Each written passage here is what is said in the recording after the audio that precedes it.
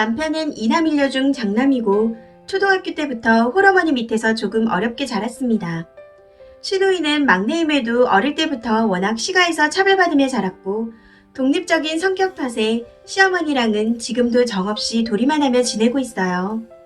문제는 둘째 시동생인데 대학 등록금부터 자취비용, 생활비, 졸업하고 취업준비 1년 반 하며 들어간 돈까지 알바 한 번 안 하고 모조리 시어머니가 해주셨습니다.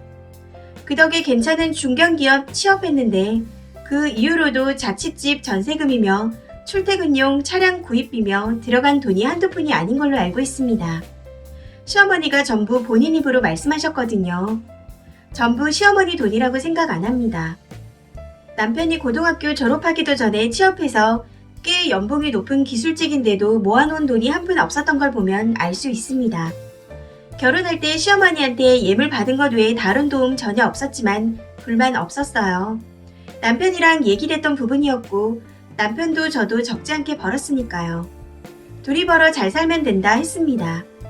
저는 받은 거 없어도 장남이라고 바쁜 남편 대신에 그나마 시간적으로 자유로운 제가 참 멍청하게도 시간을 챙겼어요. 저희 시어머니가 주변에 자랑하고 다니실 정도로요. 이건 남편도 인정하는 부분입니다. 싸운 이유는 작년 추석 때 일 때문입니다. 시동생이 저한테 오더니 그러더라고요.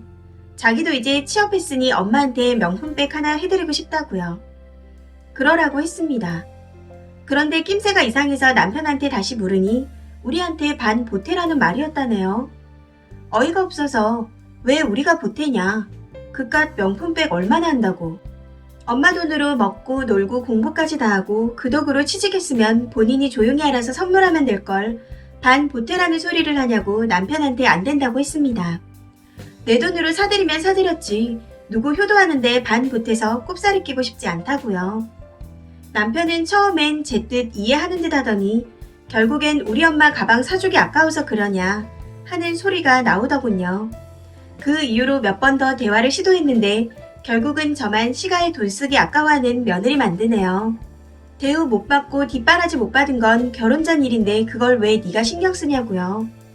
대학도 못 가고 취직해서 새벽부터 밤 늦게까지 일만 한 큰아들 등골 다 빼먹고 작은 아들만 챙기시는 시어머니 마음에 안 들지만 내 할 건 하고 큰소리 치자는 마음으로 생신이고 명절이고 잘 챙기려고 노력했습니다.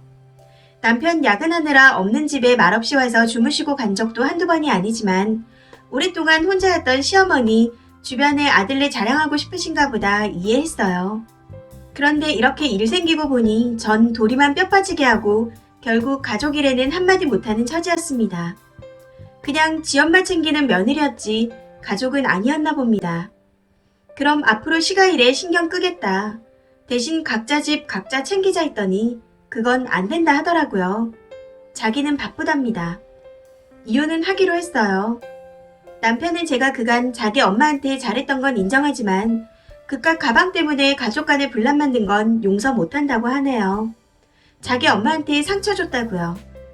처음엔 그깟 가방값 줘버릴까 싶다가도 이렇게 할 말은 한마디도 못하고 며느리 노릇만 하며 평생 살아야 한다고 생각하니 저도 더 이상은 살기 싫어집니다.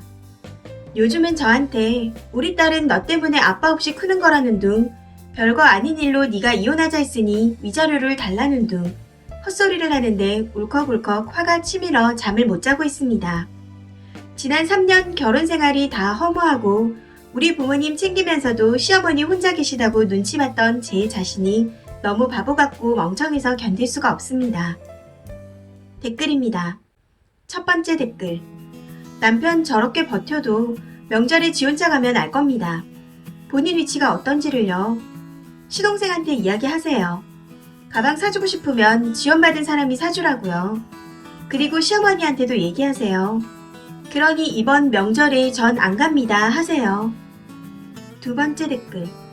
맞아요. 님 참 바보 같고 멍청하게 속이고 사셨네요. 살살 기면서 살아야 하는 건 님이 아니라 님 남편이에요. 강경하게 이혼 밀어붙이세요. 감정적으로 화내지 말고 일관되게 이혼하자고 말하세요. 아마 곧 있으면 꼬리 말고 징징거릴걸요. 세 번째 댓글. 설에 와이프 없이 혼자 집에 내려갔다 오면 이혼 절대 못한다고 난리칠걸요. 그 시어머니 이제까지 며느리 잘 둬서 시어머니 집 타고 다닌다고 자랑을 하고 다녔는데 꼴랑 가방 하나 때문에 아들 이혼시켰다는 소문이라도 돌아봐요. 거기다 이제까지 자기 대신 효도하던 와이프 덕분에 간신히 아들 취급 당했는데 그 와이프가 사라지면 시어머니에게 아들로서 님 남편이 무슨 가치가 있겠어요. 네 번째 댓글. 자기는 바빠서 자기 부모도 못 챙기고 산 주제에 웃기지도 않네요. 장난병이에요. 잘해줘도 고마운 줄 몰라요. 내다 버리세요. 자기 엄마랑 둘이 알콩달콩 살라고 해요. 다섯 번째 댓글. 이혼했다고 아빠가 왜 없어요? 그렇게 걱정되면 지가 데려가던가. 그건 또 못하겠나 보지. 애 생각하는 척 하지 말라 그래요. 어처구니가 없네요.